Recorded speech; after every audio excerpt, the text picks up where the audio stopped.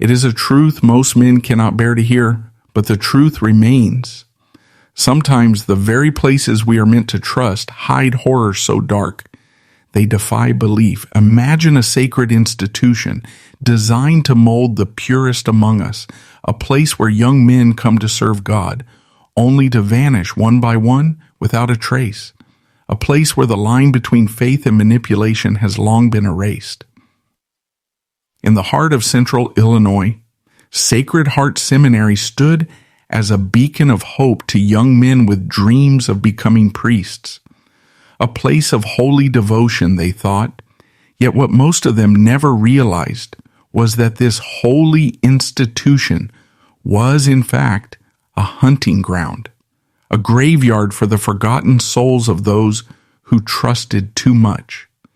Between 1847 and 1862, 14 young seminarians disappeared, vanishing from a place that should have been their sanctuary. Church records tell us they were simply sent away to distant missions or long spiritual retreats, but that's not the truth, is it? What the church didn't want you to know, what they fought to keep buried for over 150 years, is something far darker. Hidden beneath the chapel floorboards, newly discovered letters and correspondence have uncovered a nightmare. The priests who ran Sacred Heart for over a decade were not religious men at all, but criminals. These men orchestrated a campaign of abduction, human trafficking, and, ultimately, murder. They wore the robes of priests and held the power of the church in their hands, but they were nothing more than wolves dressed in sheep's clothing. Tonight, we're not here to simply recount the events. We're here to reveal what the world has tried to erase, the faces of those who were erased by an institution sworn to protect them, the true story of Sacred Heart, a place where men walked in search of salvation and found themselves trapped in a nightmare that would cost them their lives. In the heart of darkness, where even the light of the heavens seems to dim, there's always a moment, a single moment, where the forces that manipulate our reality reveal their true nature. For Sacred Heart Seminary, that moment began the day it opened its doors in 1845. To most, it was nothing more than a grand building, a beacon of hope for a faith that had been struggling to maintain its foothold in the hostile land of America. But what they didn't know, what they couldn't know, was that the very foundation of this sacred institution was laid with deceit, with blood-stained hands gripping the stones beneath the surface. The backdrop to Sacred Heart's inception is not one of peace, but of desperation. America, in the mid-19th century, was a nation still haunted by its infancy. The Irish potato famine had devastated an entire nation, and in the wake of this tragedy, tens of thousands of Irish immigrants flooded to America seeking refuge. They came with nothing but their faith, their hope, and their deep, unwavering belief in the church. But America's response to these immigrants was anything but welcoming. Catholics, seen as foreign, dangerous, and un-American, were met with hostility, violence, and oppression. Nativist mobs marched through cities, burning Catholic churches and convents, killing priests, and driving families to the edges of society. In this climate of fear and hatred, the Catholic Church found itself in dire need of new American-born priests, men who could bridge the divide between the Irish immigrants and their new countrymen. This is where Sacred Heart was born, a seminary to train the next generation of priests who would speak the language of the people, understand their customs, and protect the faith. But not all was as it seemed. The men selected to lead this seminary, Father Edmund Walsh, Rector Thomas Murphy, and Dean Patrick O'Brien, seemed perfect on paper. Their academic qualifications were impeccable. Walsh had studied in the prestigious halls of Ireland's Trinity College. Murphy held a degree from the University of Louvain in Belgium. O'Brien was a master of rhetoric and sermon delivery, revered for his ability to speak to the masses. Yet behind their polished exterior, These men were something else entirely. They were not the devout clergy they claimed to be. They were criminals, playing the role of priests, manipulating both the church and its flock to fulfill their own twisted agenda. What kind of men would abandon the teachings of the faith and replace them with a thirst for power and control? What kind of men would stand in the pulpit preaching salvation while secretly trafficking young, vulnerable souls? It was under their watch, under their direction, that the young men of Sacred Heart began to disappear one by one. This was no accident. This was no coincidence. This was the work of a system designed to destroy, to silence, and to exploit. It's easy to imagine the serenity of a seminary, the early mornings filled with the solemn sounds of prayer, the rustling of robes as young men embark on their spiritual journeys. But at Sacred Heart, the serenity was a facade. Beneath it, a sickening current of control and fear ran through the institution like poison, reaching into every corner of the seminary's pristine grounds. Father Edmund Walsh, towering over all who came into his presence, was the master of this deception. With every glance, he exuded authority, and with every word, he commanded respect. But that power, what was it really based on? Was it divine authority or something much darker? Walsh didn't just hold the title of priest. He was a man with a plan to secure his control over the seminary. The building itself, grand and imposing, was built with a singular purpose in mind: to create an institution where obedience to the church wasn't just spiritual, but absolute. The young seminarians raised in faith and reverence would never have suspected that their obedience was being twisted into submission. The strict rules of Sacred Heart seemed harmless at first: daily prayers, study hours, physical labor. But these restrictions were cleverly designed to isolate the young men from the outside world, to cultivate an environment where they could be controlled without resistance. The priest, led by Walsh, monitored every move, every letter sent, every conversation between students. Their lives, once filled with dreams of serving God, now became a routine of surveillance and suppression. The isolation was more than just physical. It was psychological. The seminarians, cut off from their families and the outside world, began to live in a fog of fear. A fear that their every move was being watched, a fear that at any moment their devotion would be tested, and failing to conform might lead to punishment, or worse, disappearance. It was this fear that enabled the true horror of Sacred Heart to unfold, a horror masked by false prayers and speeches about divine service. Every decision, every command, every act of discipline from Walsh, Murphy, and O'Brien was a carefully calculated step in a much darker game. A game where the priests were the puppeteers and the young seminarians were nothing more than pawns in a twisted plan that no one had been prepared for. But the truth would not remain hidden forever. Slowly the cracks began to form, and a growing sense of unease took root in the hearts of the students. Whispers began to circulate about the priest's strange behaviors, their sudden, unexplained disappearances. Students who had once felt safe in their devout surroundings began to realize they were part of something far more dangerous than they ever imagined. It was no longer a seminary. It was a trap.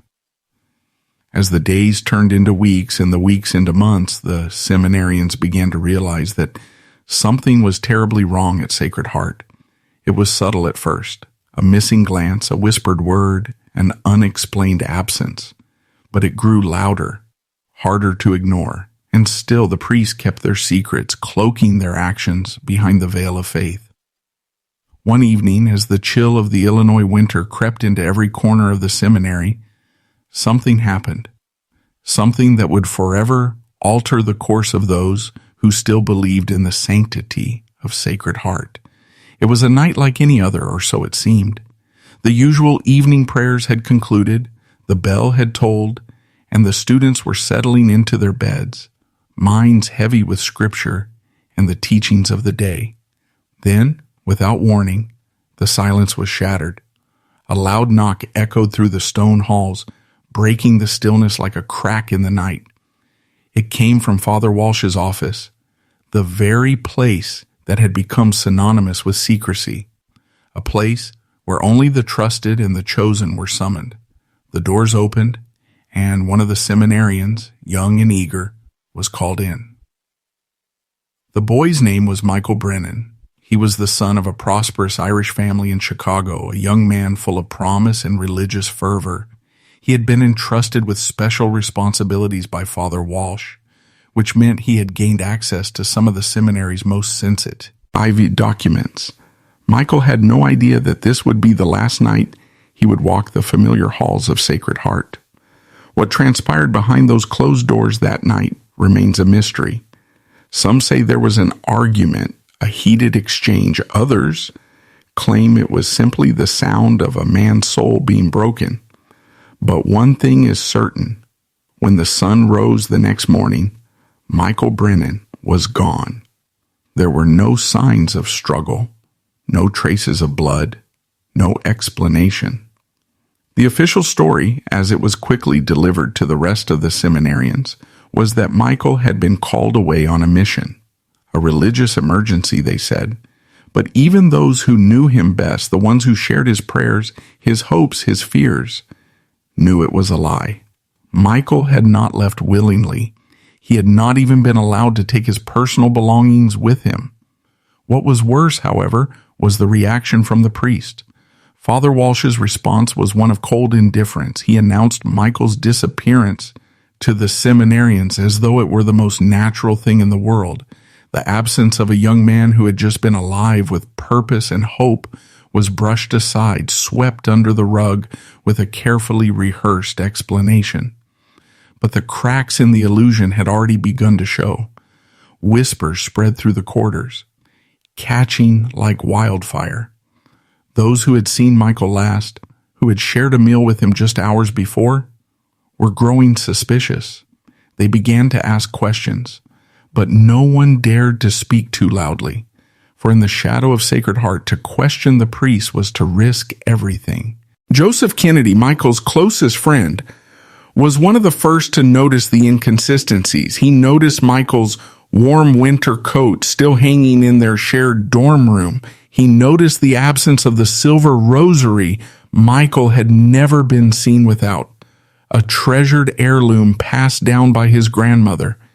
And then there was the sound of wagons, the creak of wheels late at night when the seminary was meant to be silent. Joseph had been alone in the basement chapel during those nights of eerie stillness, and he had heard it, the sound of hooves, the sound of men loading something heavy onto a wagon, moving with a careful, deliberate caution. The pieces of the puzzle were beginning to fit together, and the image they formed was horrifying. This wasn't a simple disappearance. This wasn't a call to mission or a retreat.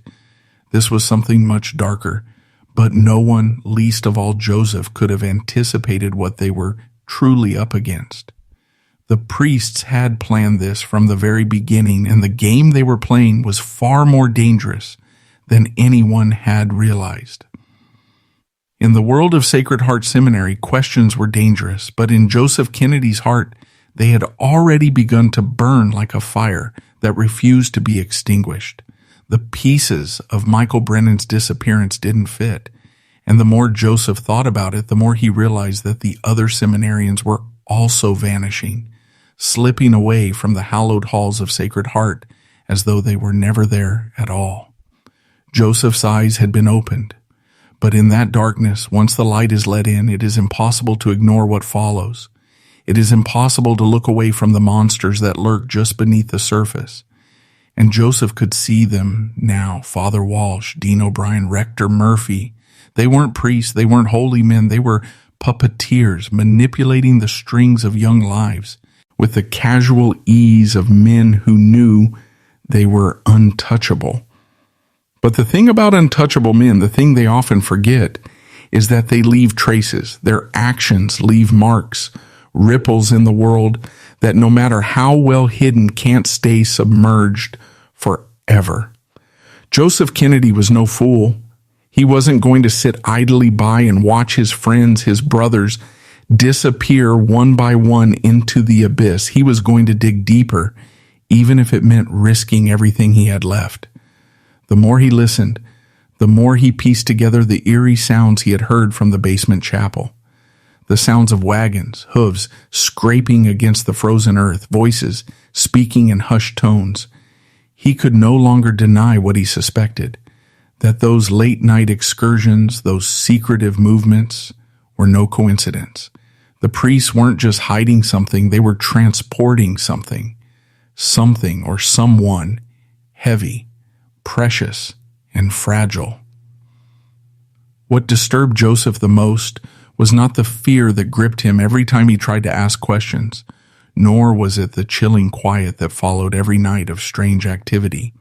It was the realization that the entire system had been designed to keep them blind, to ensure they never saw what was really happening behind the thick walls of Sacred Heart.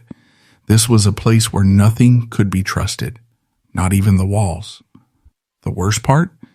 Joseph knew that the priests were watching him. He could feel it.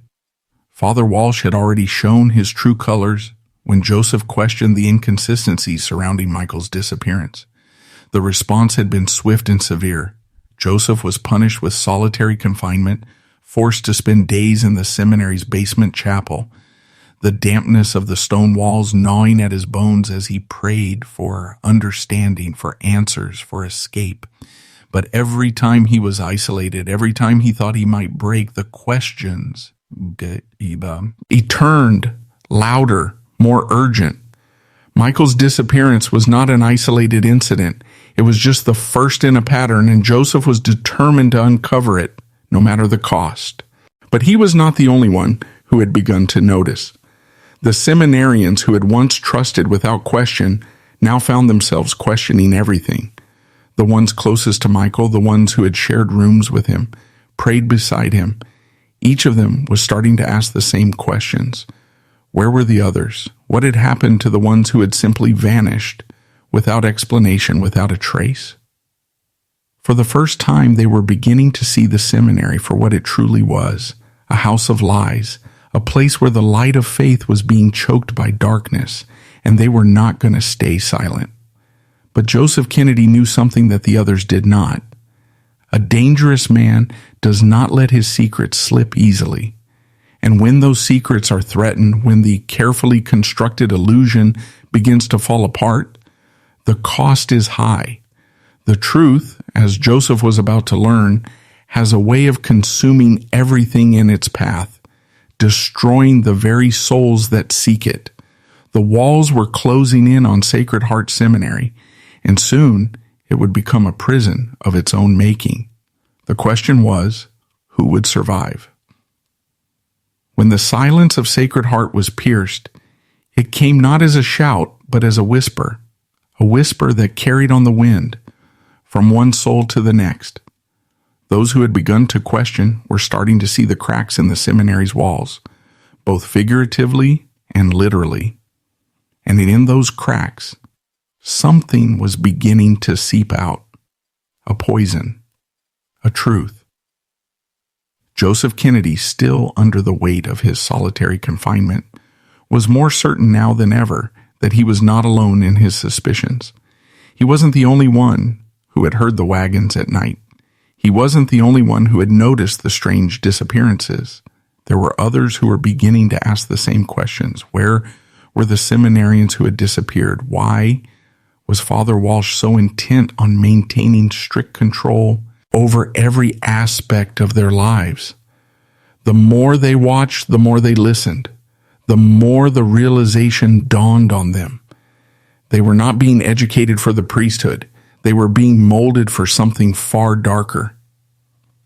As Joseph sat in the cold, damp basement chapel, the weight of the truth slowly pressed down on him.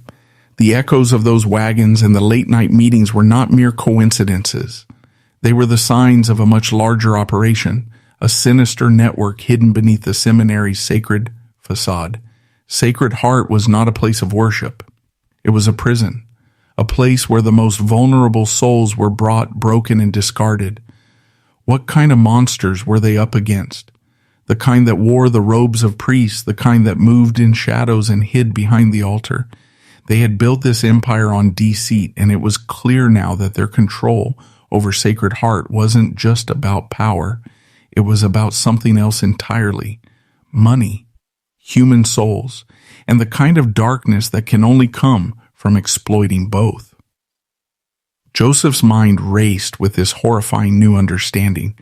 The priests were using the seminary as a front, hiding their true intentions behind the veil of religious education. They were selling souls. They were turning these young men so eager to serve God into commodities, trafficking them, using them, and then discarding them like garbage. Some were sent away to far-off missions. Others were simply erased from existence. And for those who were too weak or too afraid to ask questions, they would be the ones to disappear next. The horror was compounded by something even darker. These priests weren't working alone. They were connected to a larger network, a vast underground operation that spanned beyond Sacred Heart. Connections to wealthy men who could afford the price of these lives. Connections to figures who had the power to make problems disappear. And worst of all, connections to the very institution that was supposed to protect them, the church itself. Joseph had heard whispers from the few seminarians brave enough to speak out. They had been told not to ask questions, to remain silent, to fall in line. But the deeper they looked, the more they uncovered. They found evidence of strange financial transactions, letters that didn't make sense, and men, wealthy, influential men, who had visited the seminary under the cover of night. The pieces were all pointing to one horrifying conclusion. Sacred Heart wasn't just a seminary. It was a marketplace. And the only currency they dealt in was human souls. And now Joseph Kennedy was trapped in the middle of it all. His suspicions had transformed into a deadly certainty. But what could he do? He was one man against an entire institution, an institution that had the power to erase him, to make him disappear, just as they had done with the others. But Joseph's mind was no longer clouded by fear. He had seen the truth, and it burned through him like fire. And with that fire came one unshakable resolve. He would not go quietly. He would not allow them to continue this evil unchecked. If they were going to destroy him, they would have to do it with their own hands. But they were about to find out that Joseph Kennedy was not a man who would disappear without a fight. In a place built for faith where the boundaries between the sacred and the profane should have been clear, the lines had blurred beyond recognition. Joseph Kennedy, once a naive seminarian with dreams of serving God, now found himself deep within the heart of a monstrous conspiracy. The seminary, the men who ran it, the very institution he had once trusted, none of it was what it appeared to be. And now, as the days bled into one another in the cold, desolate halls, the truth gnawed at his mind with an insatiable hunger. But there was something Joseph could not ignore, the moment of clarity that had crystallized. During his solitary confinement, he was not alone. There were others. There were seminarians who had seen the same signs, felt the same terror, but had kept silent out of fear. Fear of punishment, fear of the unknown, fear of the priests who ruled over them with unyielding control. But fear, Joseph had realized, was the very thing that kept them enslaved. In the deep silence of the seminary, where nightfall cloaked every movement, whispers began to circulate, quiet at first, then louder, more frequent. The seminarians who had begun to notice the sinister patterns, the missing students, the late-night movements, were finding each other, uniting in their shared horror. They spoke of the strange letters they had seen hidden in the dark recesses of the priests' offices. They spoke of the strange, wealthy men who visited in the dead of night, their faces obscured by shadows, their motives unclear but unmistakably evil. They spoke of the wagons, of the weight of the bodies they carried, of the silence that followed them. But most chilling of all were the reports from the lower floors of the seminary, the place where the priests took their most trusted students. Here the whispers grew into something darker, more dangerous. The priests had never been satisfied with simply controlling the seminarians' bodies. No, their true game was the soul. They wanted it, twisted it, and sold it to the highest bidder. The priest's operation was a complex network of dark alliances, each piece designed to function like a well-oiled machine of exploitation. The seminary served as the breeding ground, the incubator for young, devout men who could be molded into whatever the priests needed. Some were sent into the deepest corners of the world to missions, where their innocence could be consumed in the name of God. Others were discarded, forgotten, or worse yet, sent to men who could afford it. Air price. Joseph knew that he could not fight this alone. He had to find those who shared his growing understanding of what had really been happening within the walls of Sacred Heart. But the danger of speaking out was immense. The priest had eyes and ears everywhere. Every word, every action could lead to immediate punishment, or worse, disappearance. To expose them meant risking his own life. To remain silent meant complicity in their darkness. And so Joseph bided his time, waiting for the right moment to strike. He began to covertly meet with the other seminarians who shared his suspicions. They spoke in hushed tones, their voices trembling with a fear they dared not voice in the open. Together they began to piece together a plan that, if it succeeded, could tear down the entire web of corruption that had been woven around them.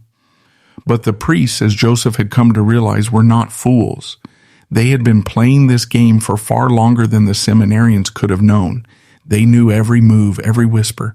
The moment Joseph and his newfound allies began to make their move, the priests would be watching, waiting for them to slip up. And yet Joseph's resolve had hardened. There was no turning back. He had seen the truth, and now he had to expose it. The seminary was a prison, and the only way out was through the heart of the very evil that had locked them all inside. The plan was simple in theory, but the execution would require a level of precision and courage few men ever possessed. Joseph Kennedy and his allies, those few seminarians brave enough to look into the abyss, had come to a shared, terrifying understanding. They were not just facing corrupt priests. They were up against a deeply entrenched system that had existed long before they had ever walked through Sacred Heart's doors. The priests had carefully constructed this world, woven it into the fabric of the church, and used the very faith that should have protected them to mask the darkest parts of their actions. The walls of Sacred Heart Seminary were not just made of brick and stone. They were built from secrets, lies passed down like a legacy, enforced by years of silence and obedience. Every book in their library, every prayer in their chapel, every whispered sermon had been weaponized, serving as tools of control rather than vehicles of salvation. And now Joseph and his small group of fellow seminarians had decided to pull back the veil. They had no choice. It was either expose the truth or let the horrors continue unchecked. The first step was to infiltrate the heart of Sacred Heart's operations. They had to find the missing seminarians, the ones who had vanished, swallowed by the darkness. No one truly knew where they had gone. Some were sent to distant missions, others to spiritual retreats. But Joseph suspected something far worse.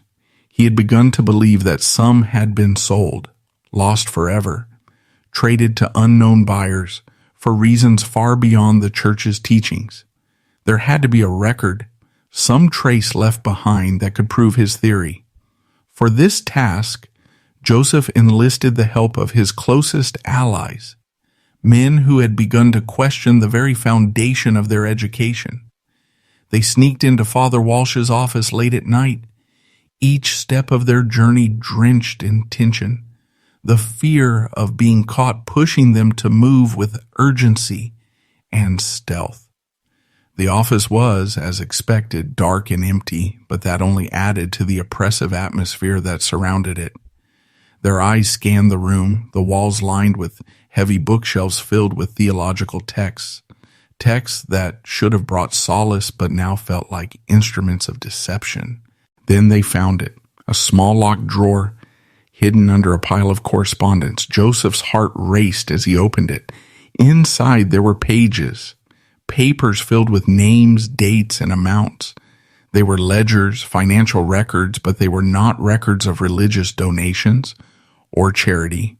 No, these were lists of transactions, payments made to distant individuals, often in places far from Illinois, in cities and towns that could barely be traced on a map. The names of seminarians, those who had disappeared, were there too, each one marked with an amount beside it. They were commodities traded like cattle. One of the names stood out to Joseph more than the others, Michael Brennan. His name was marked with a sum that made Joseph's blood run cold. The priests weren't just selling their bodies, they were selling their souls too. But just as quickly as they had found the ledger, they heard footsteps. Someone was coming. The seminary, even in its grand and imposing silence, was alive with activity. Joseph's heart pounded in his chest as he quickly shoved the papers back into the drawer, sealing it with the speed of someone who had stared death in the face before. They were too late. Father Walsh entered the office, his towering presence looming in the doorway. For a moment, Joseph froze. The man's cold, calculating gaze swept across the room, his eyes lingering on the spot where Joseph and his companions had been standing just seconds before. There was no obvious sign that he suspected anything, no outward reaction, but Joseph could feel the tension in the air, thick and heavy, like a storm that was waiting to break. "We are not alone in this," Father Walsh said, his voice like gravel. The words sent a chill down Joseph's spine, but he dared not look at his fellow seminarians. The moment was too dangerous. "The time has come for you to understand, but understand it quickly. For your own sake." The words felt like a warning, and the unspoken threat was clear. Walsh knew something had changed. He had felt the shift in the air. The seminarians were no longer docile sheep. They were becoming dangerous. And in that moment, Joseph realized something far more chilling than any of his fears. Father Walsh had been playing a game all along. The priest knew they were close to the truth, and soon it would be time to see just how far he was willing to go to protect it. But Joseph knew now. He knew that the fight for his life, for the lives of his friends, would no longer be fought behind closed doors. It was a war now, and it would be won in the light of day, where the truth would finally be forced into the open, whether the priests were ready or not. The game had shifted. Father Walsh's cold words echoed in Joseph's mind like a death knell. Joseph knew that the priest was no longer just a figure of authority. He was a predator who had become aware that his prey was no longer cowering in fear. Walsh had watched them, watched Joseph and his companions, for months, perhaps even longer. The realization stung like acid. The priests had always been a step ahead. They had anticipated the questions, the suspicions, and the desire for answers. They had built this system with the understanding that one day someone would try to dig too deep. And now Joseph and his allies were the ones who had stirred the hornet's nest. That night, after the encounter with Walsh, the seminary felt different. The air was thick with danger, thick with the unspoken tension of a predator circling its prey. Joseph's heart beat erratically, but there was no time for fear. There was no time for hesitation. The priests had made their move. They would stop at nothing to protect their secrets, their profits, and their power. But Joseph knew this would be their undoing. They had underestimated him. The next few days passed like a fever dream. Every movement felt like it was being watched. Every glance, every whisper in the halls could be a betrayal. Joseph felt trapped, but more than that, he felt alive. For the first time since his arrival at Sacred Heart, he was no longer bound by the chains of obedience. He wasn't just a seminarian. He was a man with a purpose, a man who had seen the darkness and who now had the power to bring it to light. The seminarians who had come together in secret began to meet more frequently. They knew they could no longer stay hidden within the seminary's walls. They had to move quickly, but they had no plan. No clear path to expose the full extent of what was happening. For all they knew, Walsh and the priests had already erased every trace of evidence. The wagons, the missing seminarians, the financial ledgers. What if all of it was gone? And yet they persisted. The terror that had gripped Joseph since Michael Brennan's disappearance had only strengthened his resolve. He could not let fear dictate his actions. No matter the risk, he could not stand idly by while innocent lives were being destroyed. They needed proof. They needed something concrete that would expose the priest's evil for all to see. They decided then that they would go to the one place that had remained a mystery to all of them, the basement of the seminary. For months, the lower floors of Sacred Heart had been off limits. It was said to be a storage area, an unused space where the priests kept their old supplies and archives. But Joseph knew better. He had heard strange noises from that direction late at night, the sounds of men moving, of whispers carried in the dark. The priests had gone to great lengths to keep the basement out of reach, and it was there, in that underground labyrinth, that Joseph believed the final answers lay. The plan was to meet at midnight. The darkness of the night would provide them with cover. Armed with only a single candle, a few tools to pry open locked doors, and their determination, they descended into the basement. Each step was heavy with the weight of what they might find, what they might expose. But they had no other choice. The air grew colder the deeper they went, the stone walls closing in on them like a tomb. They reached the end of the corridor where the basement split into several chambers. One door stood out. It was locked, just as they had anticipated. But it wasn't a simple lock. This door had been reinforced, the metal aged but strong, as though it had been designed to keep out more than just the elements. Joseph's pulse quickened. This was it. This was the door that led to the heart of the truth. He motioned for his companions to stand back. With a few swift movements, the lock broke open. The door creaked, sending a shiver through the group as it slowly opened, revealing a room that would haunt Joseph Kennedy for the rest of his life.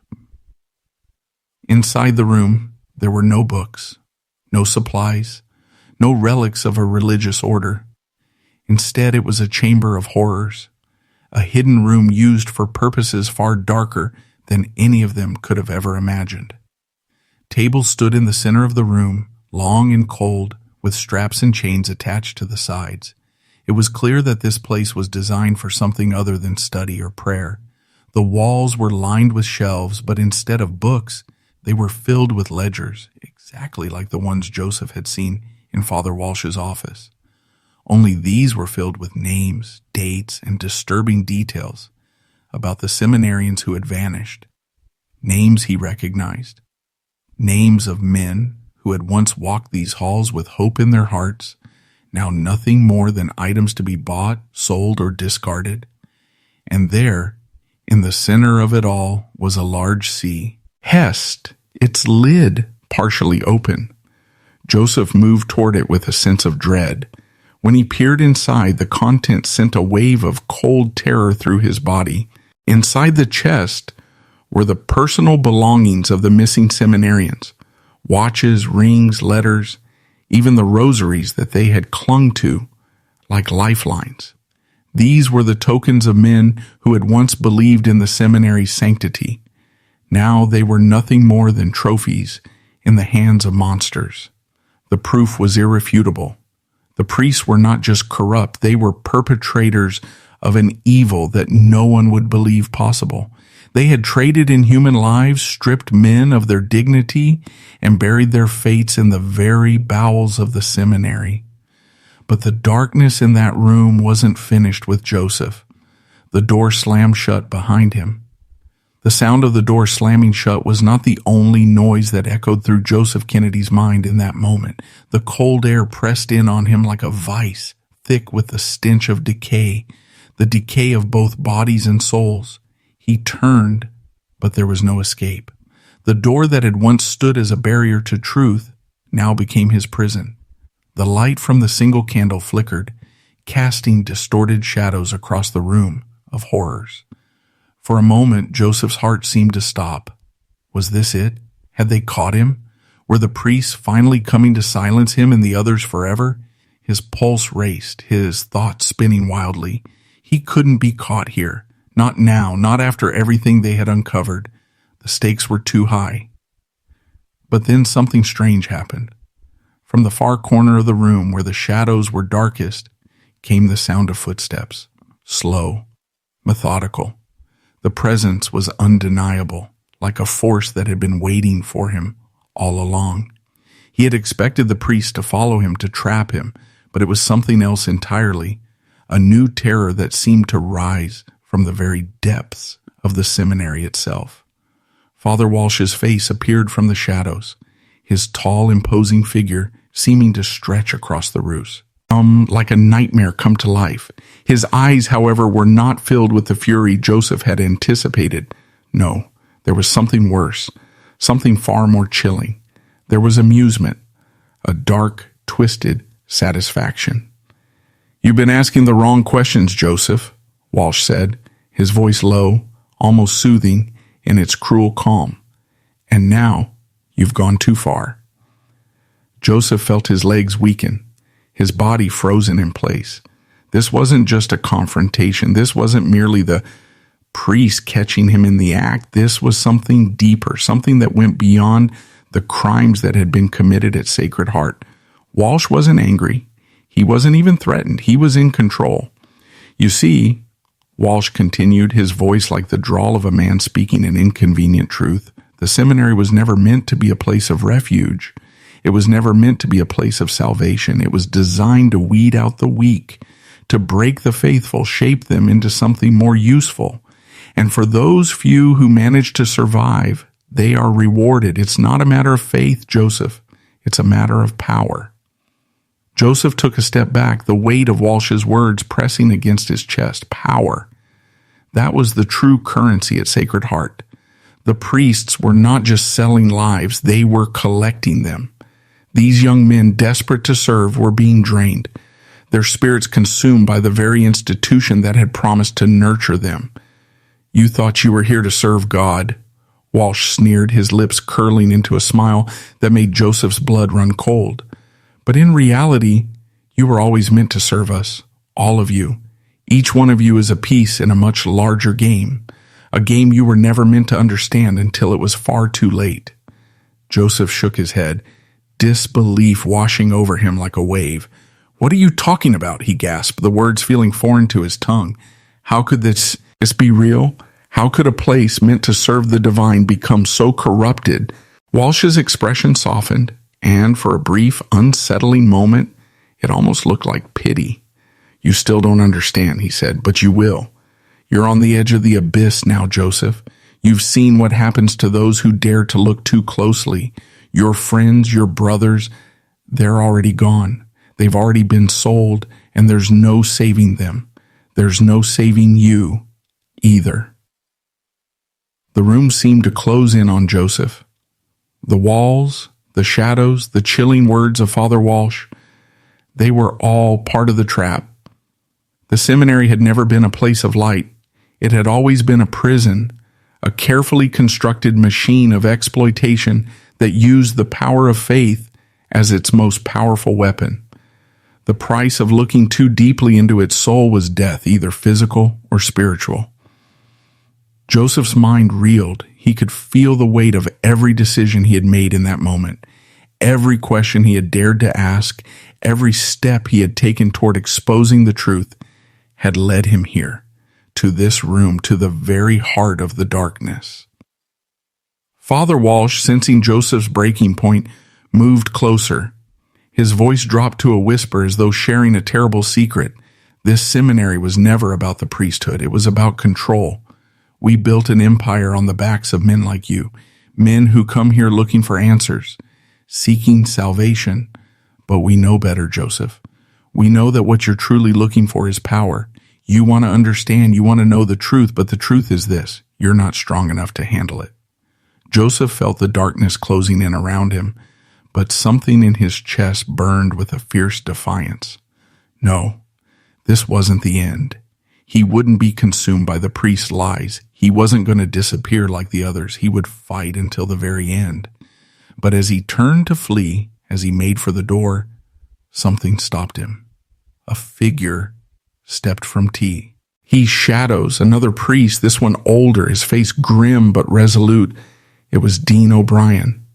O'Brien's eyes locked onto Joseph's, and for a split second there was a flicker of something human there, but then it was gone, replaced by the cold, calculating look of someone who had seen far too many disappearances.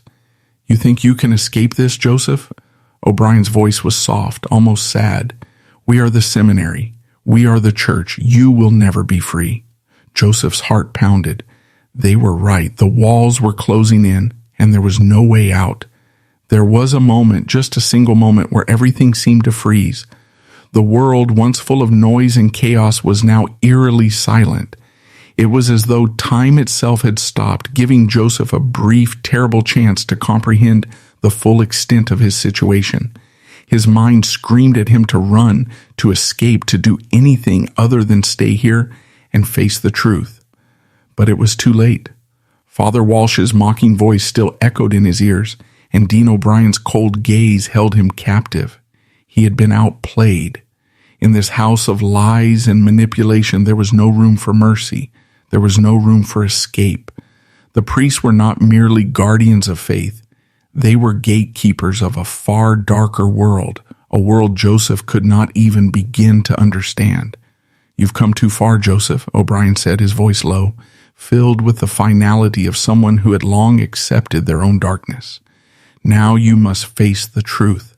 This place was never about salvation. It was always about control, about making men bend, break, and sacrifice everything for something that doesn't even exist. You thought you were a part of something holy, but you've only been a pawn in a game you cannot win. Joseph's legs trembled beneath him, but his mind was sharp. His body might have been trapped, but his spirit had been awakened. The truth was out there now, a burning in the hearts of the men who had witnessed the atrocities, men who had been molded into obedient tools for those who had made the seminary their own twisted kingdom. You've seen too much, Walsh continued, a hint of amusement in his eyes. And for that you will have to make a choice. Forget this, leave here, and forget everything you've learned. Take the easy way out, and we'll let you go. Or you can fight to expose us, fight to destroy everything we've built. But you should know something. If you choose that path, Joseph, you will never leave here alive. You'll disappear, just like the others, just like Michael Brennan, just like the men who came before him. You'll be erased from history, a footnote in the church's long list of lost souls. The chilling implications of Walsh's words hit Joseph like a wave. These men weren't just criminals. They were manipulators of fate itself. They weren't simply trafficking in human lives. They were erasing identities. They were rewriting the stories of the young men who walked through Sacred Heart's doors. Joseph's heart pounded in his chest, but it wasn't fear that consumed him now. It was rage. The priests had manipulated him, controlled him, used him, and now they expected him to bend to their will. But Joseph refused. He would never walk away. He would not allow their darkness to swallow everything. They had taken so much already, his faith, his innocence, and the lives of his fellow seminarians. But they would not take his soul. He stood tall, his fists clenched, his voice steady as he met Walsh's cold, calculating stare. I won't walk away. I won't forget. For a moment, Walsh's smile faltered. It was as if he hadn't expected resistance, not from someone so young, so full of conviction. But he recovered quickly, his expression shifting from amusement to something darker. Then you are truly lost. Dean O'Brien stepped forward, a cruel gleam in his eyes.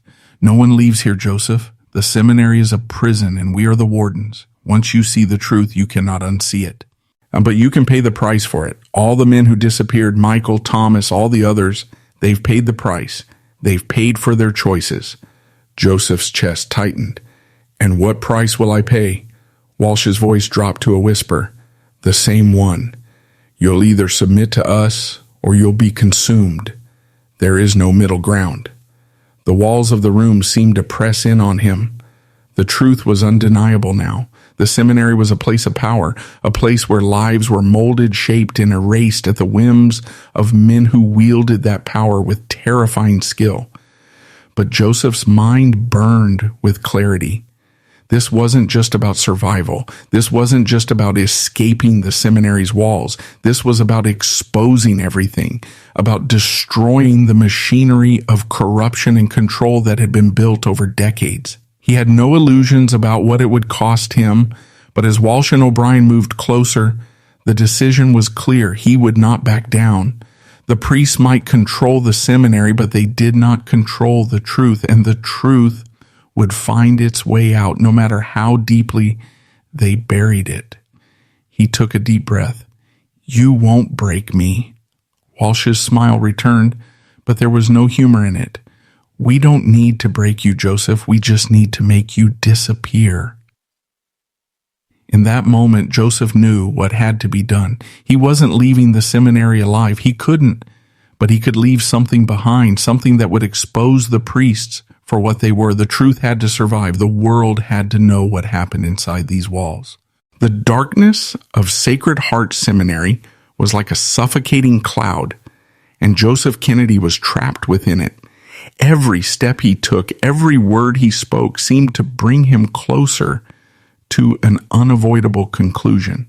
He knew what he had to do. He had to leave behind a trace, something to expose the twisted empire that Father Walsh, Dean O'Brien, and their hidden network had built, something to ensure that this place of corruption would never be able to bury its crimes again.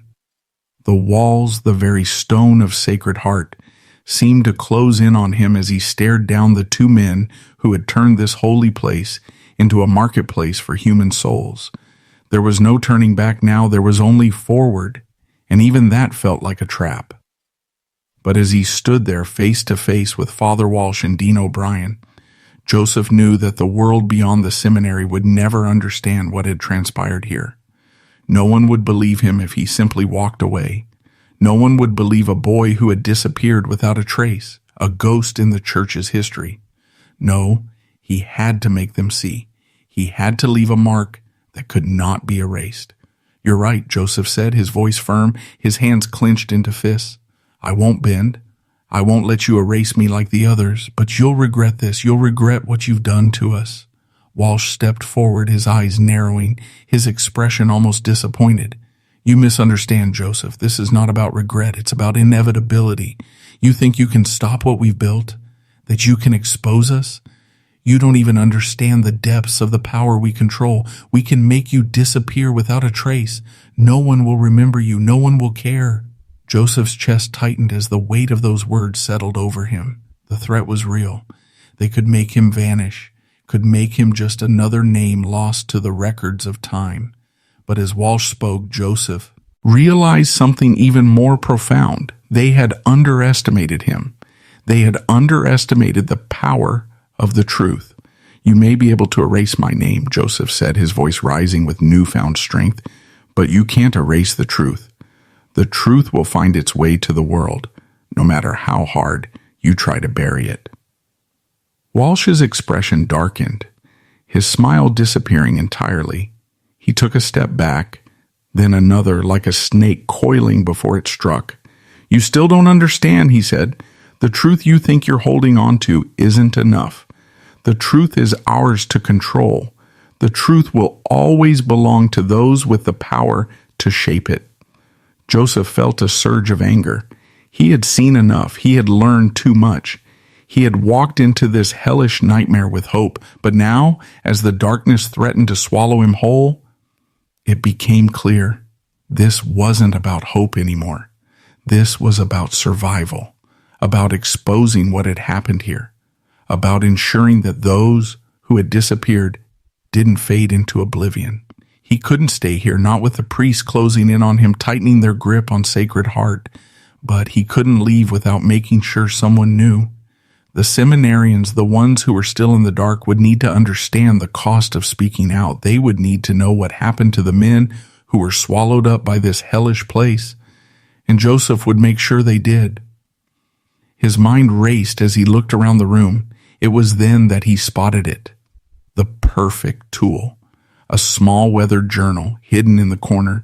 It was one of the few remaining personal items that the priests had missed. A journal left behind by one of the disappeared seminarians. It contained notes, entries, detailing the horrors of Sacred Heart. But most importantly, it contained names. Names of the priests, names of the victims, and details of the crimes that had been buried for so long. This journal would be the key. With a swift motion, Joseph grabbed the journal, clutching it tightly in his hands. He knew that it would be his last act of defiance. He didn't care that it would cost him everything. He didn't care if he never left this place alive. The truth would survive. He would make sure of it. "You think you've won?" Joseph asked, holding the journal up for Walsh and O'Brien to see. "You've already lost. This journal will expose everything, and you can't control it. No matter how hard you try, you can't erase the truth." Walsh's face twisted with rage. "You fool. Do you really think you can stop us? You think you're the first to try? You're nothing more than a nuisance, a small, insignificant detail in the grand design." But Joseph didn't flinch. "You're wrong," he said. "This isn't just about me. This is about every life you've destroyed, every soul you've manipulated.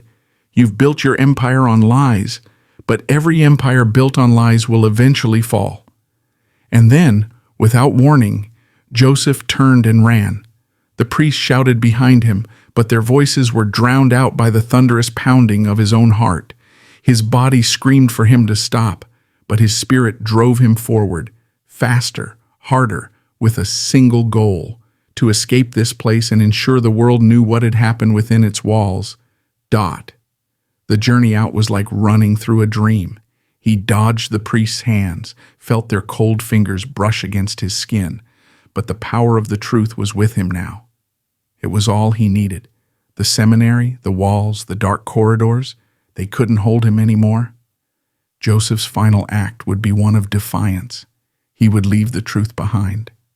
And when it came time for the world to learn what had truly transpired at Sacred Heart Seminary, the priests would no longer be able to bury it.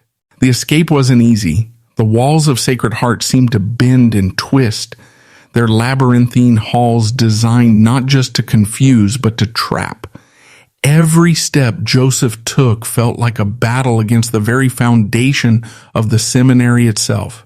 He knew they were close. Father Walsh, Dean O'Brien, the others, he could feel their presence in the air. They were hunting him now, desperate to silence him before he could reveal what he had found. But Joseph had something they couldn't take from him: the journal. His pulse raced as he sprinted through the halls, his breath coming in sharp, desperate gasps. He could almost hear the priests behind him, their footsteps echoing in the darkness. Their voices, cold and calculating, called his name, promising retribution, but he didn't stop. He couldn't stop. There was no going back now. He reached the back door of the seminary, the one that led out into the desolate prairie. The wind howled through the open space, the cold biting into his skin as he forced open the door. For a moment he stood there, looking out at the endless stretch of wilderness before him. The wind, the cold, the silence, they felt like a promise, like a fleeting moment of freedom. But he knew it wouldn't last. The seminary was still behind him, looming like a dark, vengeful shadow. Joseph didn't waste a second. He ran into the night, his feet pounding against the frozen earth, the journal pressed tightly against his chest. His mind raced, each thought a frantic plea for survival. He could hear the horses in the distance, their hooves pounding the ground, drawing closer.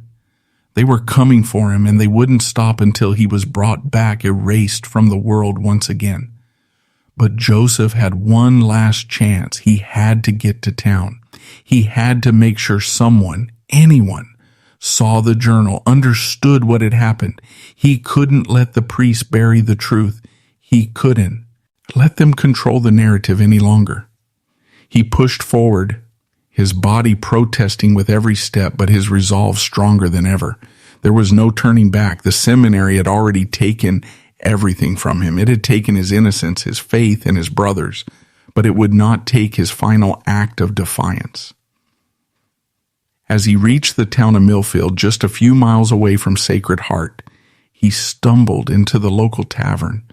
The warmth of the fire hit him like a wave, and for a moment he thought he might collapse, but he didn't. He could see the faces of the men sitting at the bar, their eyes tracking his every movement. They had no idea what he had just escaped, what he had just uncovered. He walked up to the bartender, a tall, broad man with a face weathered by years of hard labor. Joseph knew he had to be careful. The priests had connections everywhere, and there was no telling who might be in their pocket. But he had no choice. He couldn't carry the truth alone. "Please," Joseph said, his voice shaking but determined, "I need you to take this. I need you to get this to someone who can expose what's happening at Sacred Heart. There are things you won't believe. Lives are being destroyed there, and if you don't help me, they'll disappear too, just like the others." The bartender looked him over, his eyes narrowed with suspicion.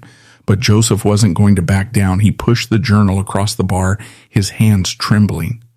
The man hesitated, but then something shifted in his gaze. It wasn't fear, it was understanding. "I'll take it," the bartender said quietly, "but I can't promise you anything. The people you're talking about are powerful. Dangerous." Joseph nodded, his eyes filled with desperation. "You don't understand. If the truth doesn't get out, more will suffer. They've been controlling everyone, using their faith, their power. This isn't just about me. It's about everything they've done." The bartender didn't say anything else. He took the journal, slipping it into his coat, and nodded toward the door. Joseph turned to leave, but as he stepped outside, he felt the weight of everything he had just done. He had exposed the truth.